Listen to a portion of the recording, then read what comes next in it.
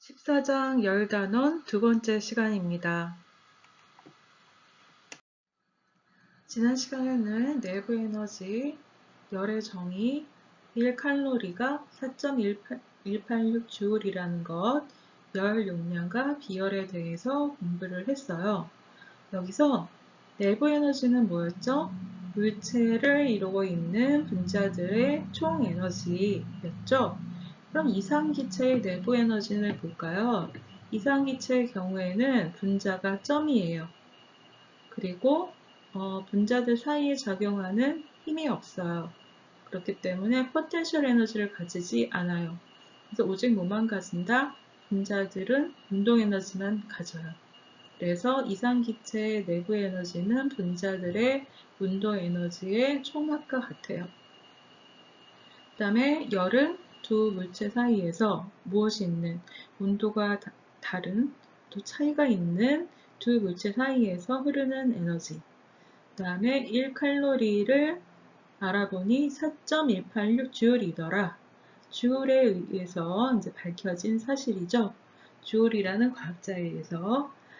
그래서 열량이 4.186주울에 해당되더라. 그래서 4.186주울/칼로리를 우리는 뭐라고 얘기를 하냐면은 열의 일당량이라고 얘기를 해요. 그 다음에 열 용량과 비열. 자, 열량, 물체의 열을 가하면 온도가 높아져요. 그러면 열량과 비열 사이에는 비례 관계가 있죠. 그래서 열량 Q는 비례해요. 델타 T 온도 변화에 비례해요. 그때 비례상수 C를 우리는 열 용량이라고 얘기를 하고요. 열 용량을 구해보면 열량을 온도 변화로 나눈 것이 돼서 단위 온도를 높이는 데 필요한 열량, 그게 열 용량이 돼요. 근데 비열이라는 건 뭐예요? 단위 질량, 단위 온도를 높이는 데 필요한 열량을 비열이라고 하고요. 이것은 물질의 특성이다. 이렇게 됩니다. 이번 시간에는요, 이상기체의 비열에 대해서 공부를 할 거고요. 그 다음에 이어서 상전이에 대해서 공부를 할 텐데요. 상전이라는 것은 상태 변화예요. 기체, 액체, 고체. 자, 요것들을 공부를 하고 그 다음 시간에는 이제 열의 전달 방법인 열 전도, 열 대륙, 열 복사 공부할 겁니다. 이상기체의 비열에 대해서 공부를 해볼까요? 이상기체의 평균 병진 운동 에너지는 어떻게 된다 그랬죠? 기억나나요? 2분의 3 KT 이렇게 되고요. K는 불준한 상수 이렇게 된다 그랬습니다. 그러면요, 라지 n 또는 스몰 n몰로 이루어져 있는 기체의 총 병진 운동 에너지는 어떻게 될까요? 라지 n 개수를 곱한 것만큼 되겠죠. 2분의 3 라지 n KT. 근데 이상기체 상태 방정식에서 KT는 무엇과 같아요? K는 볼츠만 상수, 그 다음에 라지 T는 절대 온도. 이거는 무엇과 같았어요? 몰수 곱하기 기체 상수 라지 R 곱하기 온도 델타 T와 같았어요. PV는 NKT, PV는 nRT 생각해 주시면 되겠죠? 그래서 부피가 일정한 상태에서 이게 중요해요. 열을 가하면 어떤 기체냐면요. 단원자 분자로 이루어져 있는 기체예요. 단원자 분자라는 것은 여러분들 들어보셨는지 모르겠는데 원자 한 개로 이루어져 있는 분자를 단원자 분자라고 얘기를 해요. 예를 들어서 이제 헬륨. 보통 안정한 상태의 이제 기체들인 경우에는 반응을 잘 안 하고 안정한 상태의 기체의 경우에는 이런 단원자 분자로 이루어져 있어요.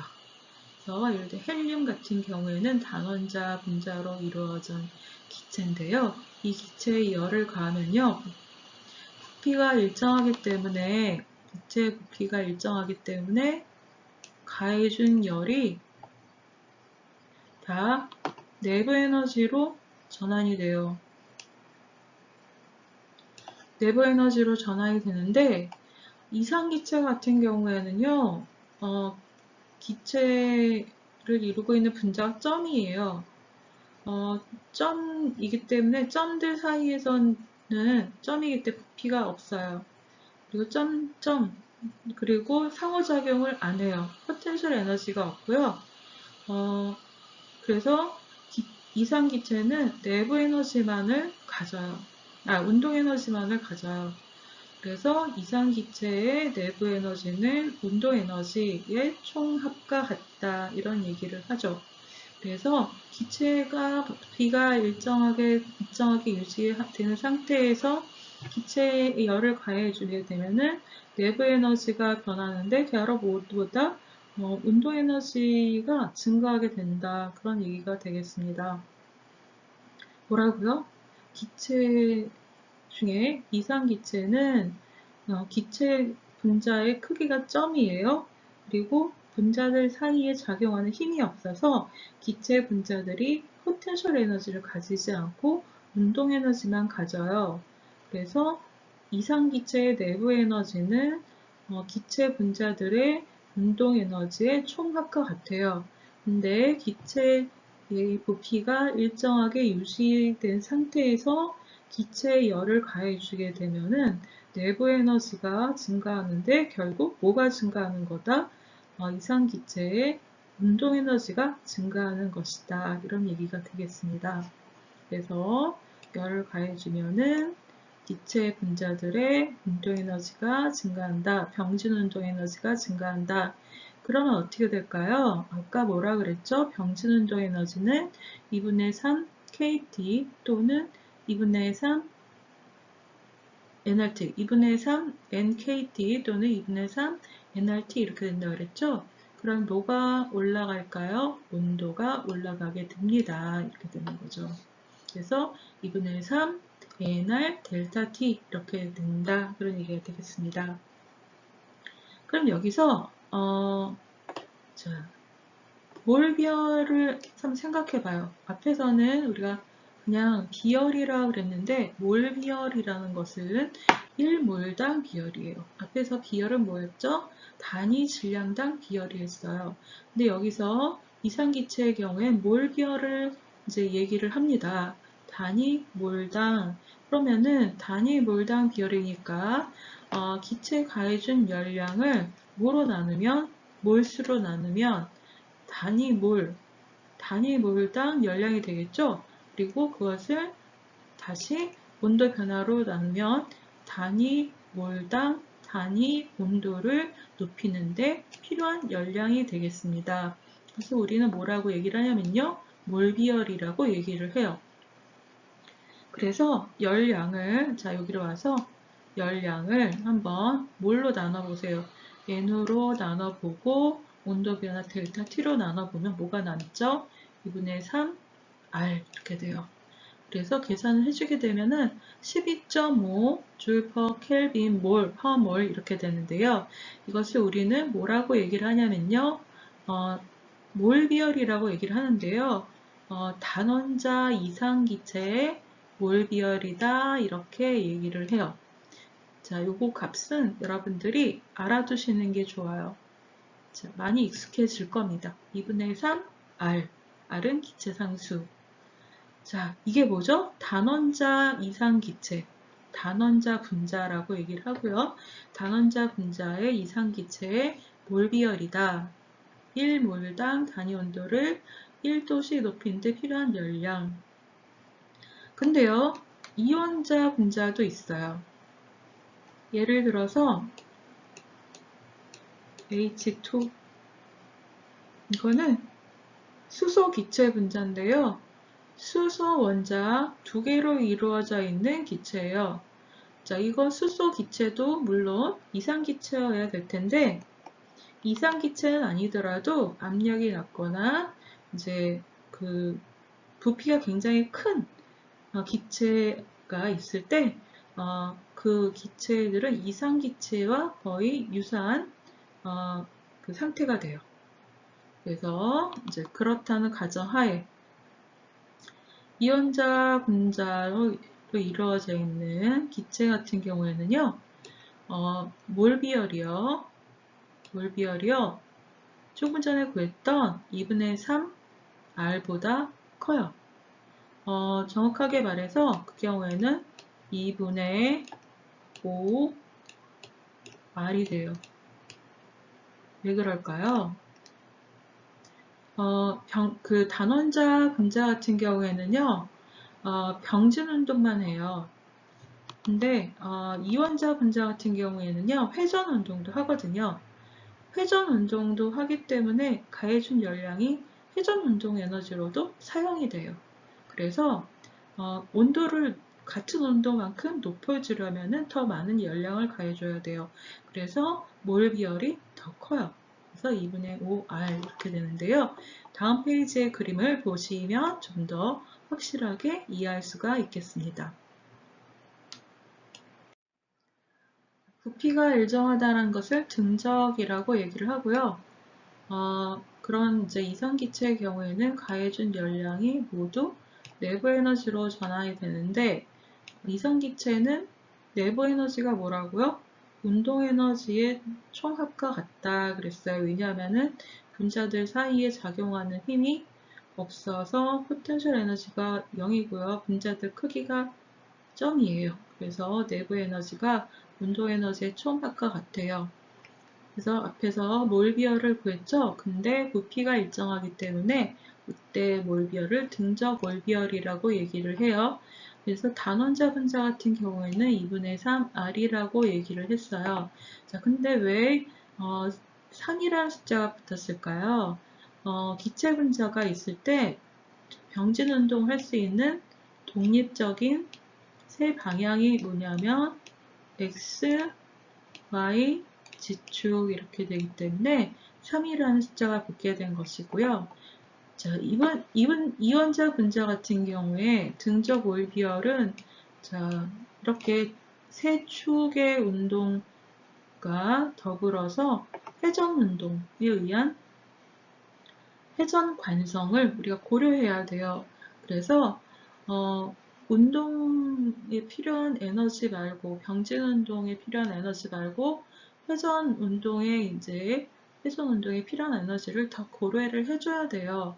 A에서는 운동 에너지가 더 소모가 안 되지만 B와 C에서는 회전에 의한 운동 에너지가 소비가 되죠. 그래서 두 방향의 운동 에너지를 더 고려해야 되기 때문에 2분의 5 R이 된다. 이렇게 알아두시면 되겠습니다.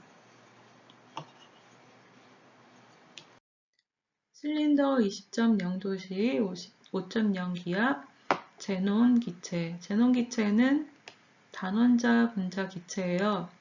250L가 있다. 이건 문제에서 주어지는 조건이죠. 부피의 변화 없이 기체의 온도를 50.0도씨로 올리려면 부피의 변화가 없다라는 얘기 주의하셔야 돼요. 등적이라는 얘기이고요. 온도를 높이면 내부 에너지가 증가하겠죠. 그러면 그렇게 내부 에너지를 증가하게 되려면 얼마만큼의 열이 필요한가를 묻고 있어요. 제논 기체를 이상 기체라고 가정하여라 그랬습니다. 그러면은 우리가 거기서 어떤 공식을 이용해야 될까요? 그래서 열량 Q는 어떻게 된다?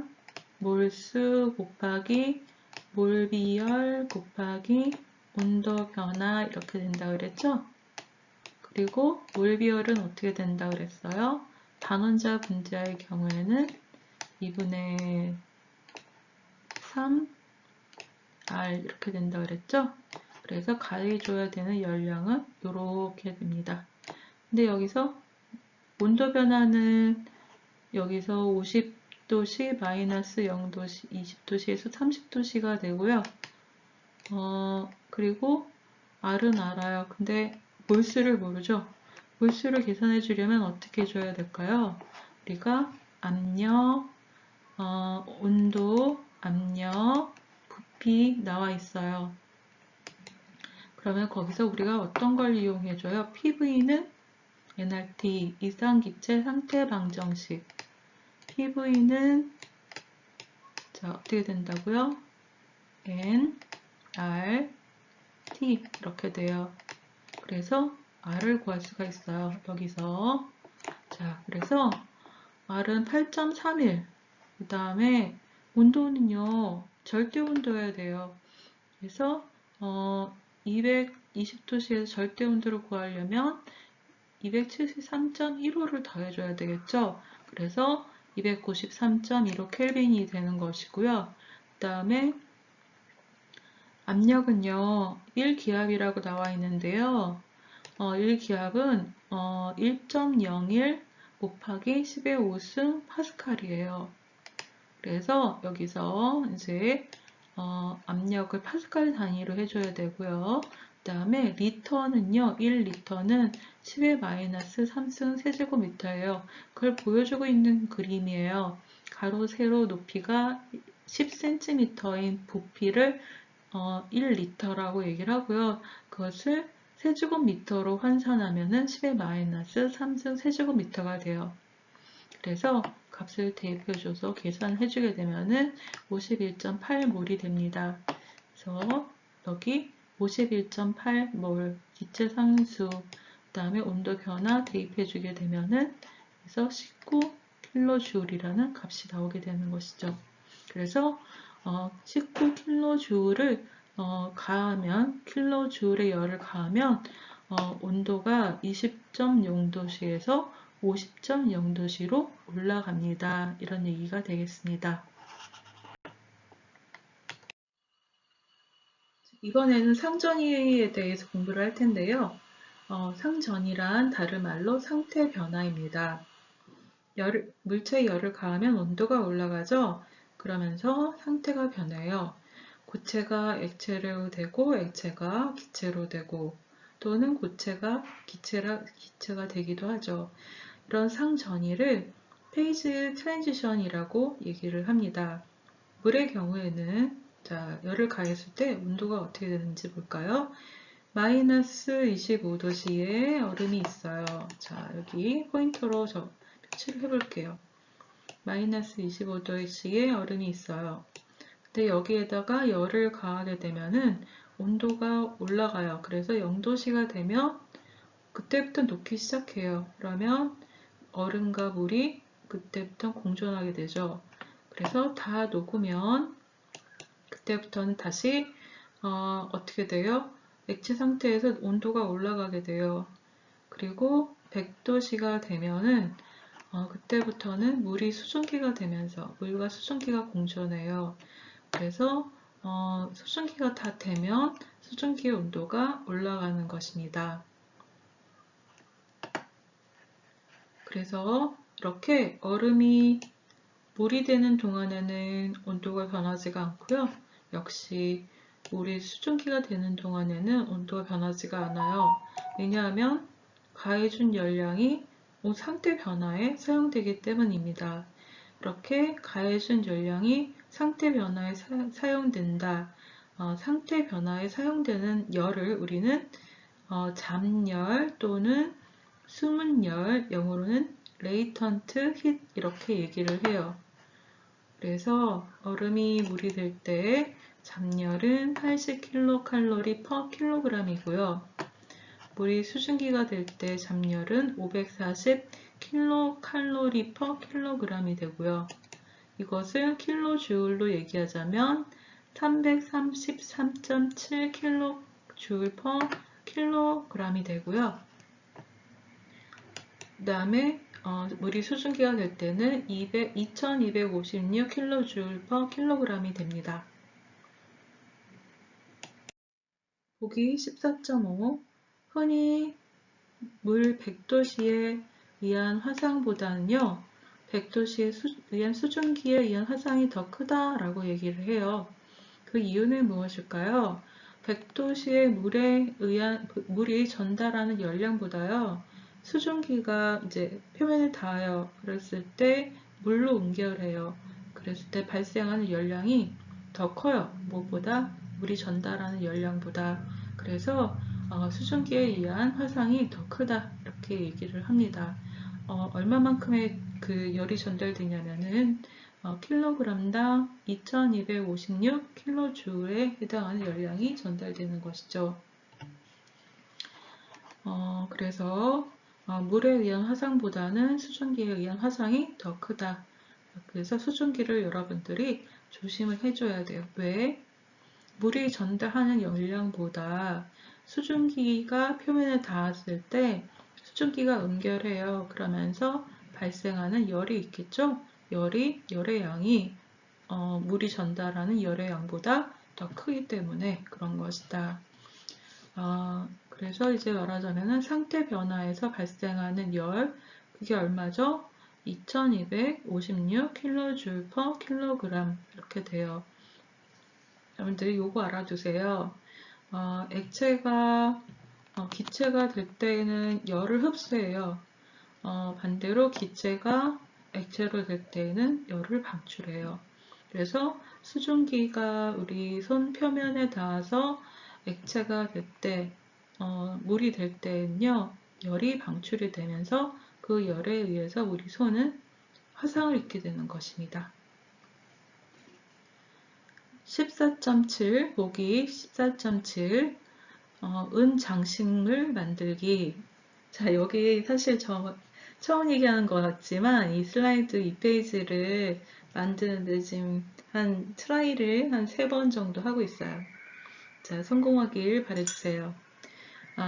보석 디자이너가 특별히 주문받은 기념 팔찌에 붙일 은장식물을 만들려고 한대요. 팔찌에 은을 붙여서 장식물을 만드는 거예요. 은을 녹는 점이 960.8도씨예요. 그러면 우리 상온에서는 운이 무슨 상태로 있을까요? 고체 상태로 있을 수밖에 없겠죠. 그래서 온도가 960.8도씨만큼 올라가야지 은이 녹는 거예요. 그런데 은을 장식물 틀에 붙게 하기 위해서 20.0도씨의 은을 그 은 0.500kg에 얼마만큼의 열을 가해야 되는지를 묻고 있어요. 그럼 일단 열을 가해서 은의 온도를 높여야 되겠죠. 그래서 여기 가해야 되는 열량, 은의 온도를 높이기 위해서 가해야 되는 열량, 질량 곱하기 비열 곱하기 온도 변화. 온도 변화는 녹는 점 마이너스 처음 온도. 그래서 940.8도씨 이렇게 되는 것입니다. 그 다음에 자, 여기서 그 온도가 녹는 점에 도달하면은 어떻게 돼야 될까요? 상태 변화가 일어나야 되겠죠? 그래서 은을 장식물 틀에 부어요. 틀에 붓기 위해서는 상태 변화가 일어나야 돼요. 무엇에서 무엇으로? 고체에서 액체, 고체에서 액체로 상태 변화가 일어나야 돼요. 우리 여기까지만 생각해 주는 거예요. 장식물 틀에 부어주는 것까지만. 그 다음에 이제 가만히 두면 쉽겠죠. 그래서 고체에서 액체가 되기 위해서 가해줘야 되는 열량은 얼마일까요? 바로 우리가 앞에서 봤듯이 레이턴트 힛에 해당하는 열을 가해주면 되는데요. 레이턴트 힛은 질량당 얼마라고 나와요. 그래서 질량 곱하기 레이턴트 힛 이렇게 해주면 돼요. 그래서 레이턴트 힛 값은 정해져 있어요. 물질마다 정해져 있어요. 얼마냐면은 은 같은 경우는 88.3 kg per 킬로줄 per 킬로그램이거든요. 질량이 얼마인 0.500 kg. 그래서 값을 대입해서 계산해 주게 되면은 155 kJ 하고 나오게 됩니다. 자, 이렇게 되면은 어떻게 된다? 은을 녹여서 틀에 부을 수가 있다. 그 다음에는 우리가 이제 그 상태에서는 더 할 일이 없겠죠. 그만 그 상태에서 식기까지 기다려주게 되면은 말하자면 장식이 나오게 되는 것입니다.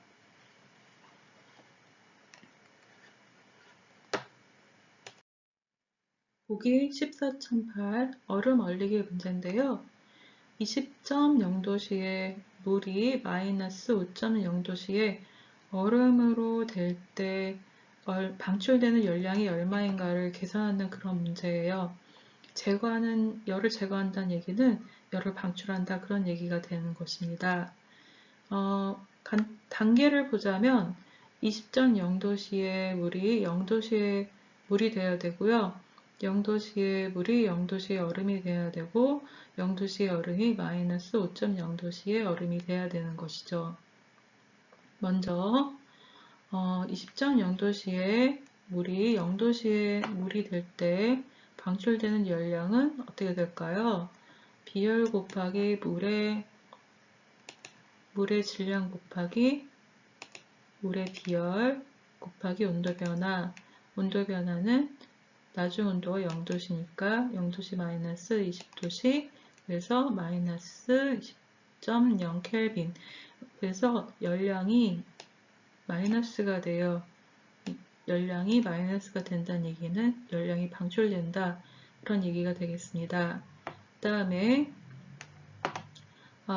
물이 얼음이 되죠. 그럴 때 방출되는 열을 우리가 융해열이라고 그래요. 얼음이 물이 될 때 또는 물이 얼음이 될 때 방출되는 열량을 융해열이라고 얘기를 하는데 여기서는 이 열이 방출이 되죠. 그래서 마이너스 값을 가지게 되고요. 상태 변화가 일어날 때 그때 흡수되거나 그 방출되는 열량 그 열량 단위 킬로그램당 열량을 우리가 잠열이라고 얘기를 했죠. 잠열을 이용해서 용열을 계산할 때는 질량에다 잠열을 곱해주면 됩니다. 그래서 질량 곱하기 잠열 이렇게 계산을 해주고요. 그러면은 물이 뭐가 됐죠? 얼음이 됐죠? 그 다음에 얼음의 온도를 얼마까지 낮춰준다? 마이너스 5.0도씨까지 낮춰준다. 그때까지 맞춰주는 때까지 제거해야 되는 열량은 얼마일까요?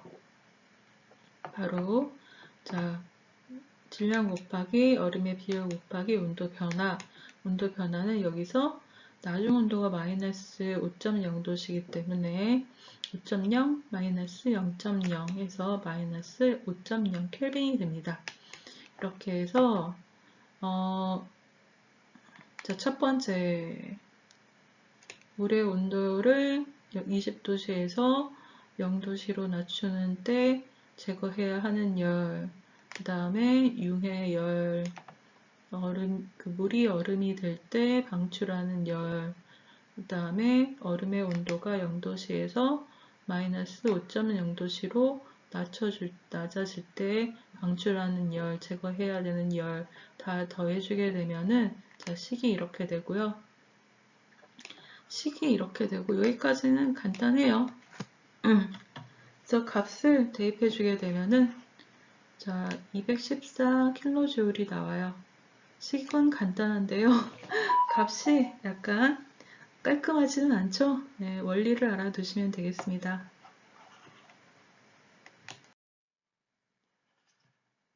상태 도표라는 것은 뭐냐면은 물질의 상태를 온도와 압력에 대해서 나타낸 것인데요.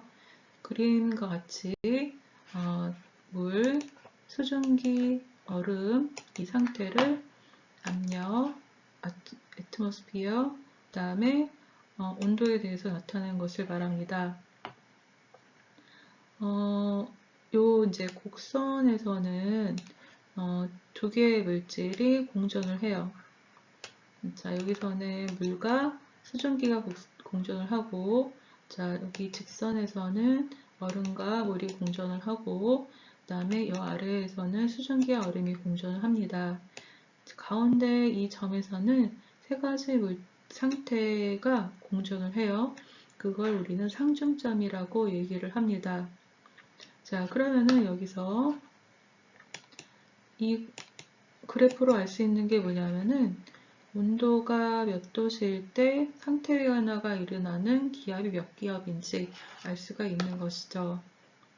그래서 우리는 이제 각각의 곡선을 뭐라고 얘기를 하냐면요. 이 곡선은 이제 온도가 얼마일 때 기압이 얼마일 때 얼음이 물이 되고 물이 얼음이 되는가를 나타내는 융의 곡선이고요. 자, 요것은 압력과 온도가 얼마일 때 얼음이 수증기가 되고 수증기가 얼음이 되는 승하곡선인지 나타내고요. 그 다음에 요 곡선은 이제 압력이 얼마이고 수증기가 얼마일 때 물이 수증기가 되고 수증기가 물이 되는지를 나타내는 증기압 곡선이 되겠습니다. 자, 해서 이게 바로 뭐다? 물의 상태 도표이다. 그런데 여기 보면요, 크리티컬 포인트라는 게 있어요. 이거는 임계점이라고 얘기를 하는데요. 이 임계점에서는요, 임계점 이상에서는요, 이제 압력이 더 높고 온도가 더 높아지면요, 기체, 액체, 고체 상태를 구분하는 것이 불가능해진다라고 합니다. 이 그림은 우리 교재에 나와 있는 그림인데요. 증기, 수증기, 액체 물, 고체 얼음 이렇게 되겠죠. 여기는 임계점 이상의 온도와 압력에서는 물질의 상태를 구분할 수가 없게 된다. 그 다음에 액체와 기체가 이렇게 만나는 직선은 우리가 뭐라고 한다? 증기압 곡선이라고 한다. 액체와 기체가 공존한다. 그 다음에 고체와 액체가 만나는 직선은 융의 곡선이라고 얘기를 한다. 고체와 액체가 공존한다.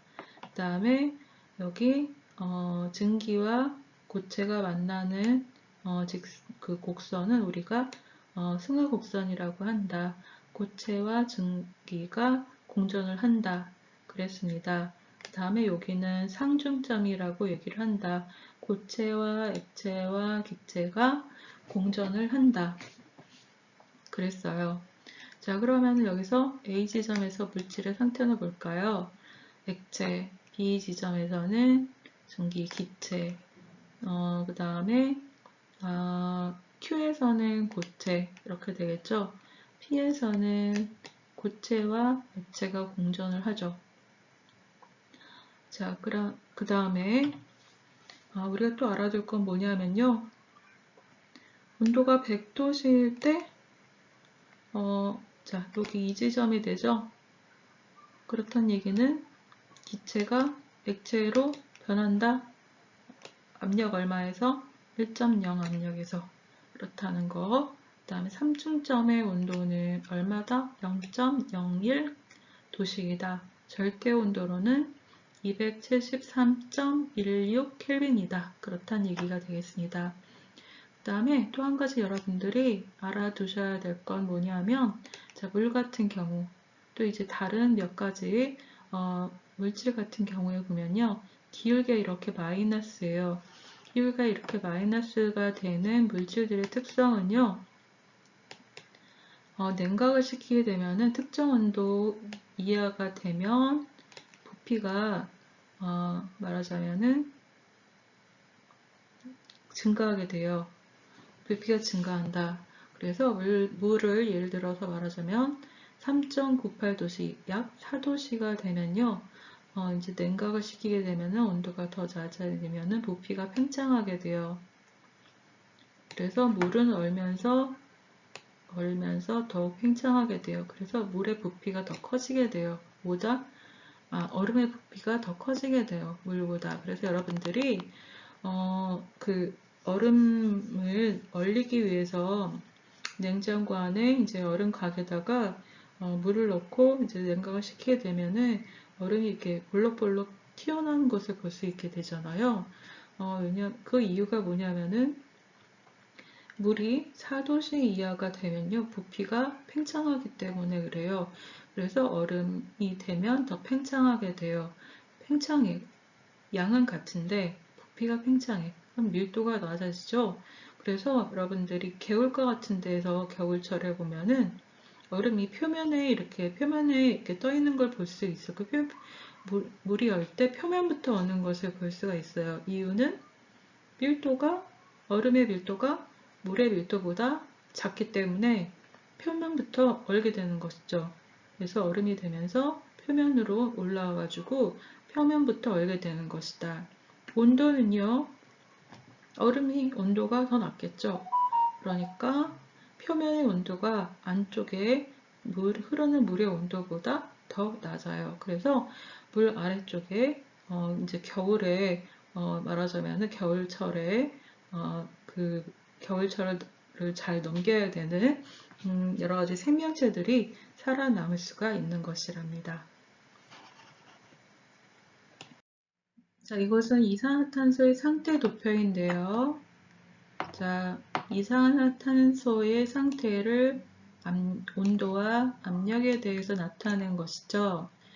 템퍼리처가 온도, 프레셔가 압력, 그 다음에 여기서 가스는 기체, 리퀴드는 액체, 솔리드는 고체, 트리플 포인트는 세 개의 상태가 공존하는 점, 크리티컬 포인트는 더 높은 온도 압력에서는 기체, 액체, 고체를 구분할 수 없다. 그렇게 얘기를 했어요. 이게 뭐였죠? 증기곡선, 요거는 융해곡선, 요거는 승하곡선 이렇게 된다고 그랬죠? 그 다음에 일기압, 우리가 살고 있는 일기압 하에서는 자, 솔리드가 기체가 되는 것만 관찰할 수가 있어요. 자, 그래서 이제 고기가 온도가 얼마? 78도씨. 78도씨면 굉장히 낮죠? 우리가 보통 사는 온도는 이제 31도씨 좀 높긴 하지만 보통 우리가 살 때 27도씨 이 정도에 산다 그래봐요. 우리가 살고 있는 온도에서는 주로 뭐만 볼 수 있어요? 솔리드가 이제 말하자면 가스가 되는 그런 상태만 볼 수가 있는 것이죠. 이제 그걸 뭐라 그러죠? 승화라고 얘기를 하죠.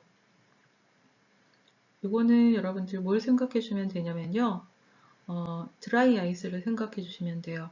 드라이 아이스는 액체 상태를 고치지 않고 직접 기체로 변하죠. 자, 여기까지 수업을 했고요. 이 다음 수업은 우리가 비대면으로, 대면 수업으로 할 수도 있고요. 2.5단계 사회적 거리가 이제 연장이 되면은 비대면으로 수업을 할 수도 있어요. 자세한 내용은 공지사항에 이제 올리도록 하겠습니다. 오늘 수업은 여기까지입니다. 수고하셨어요.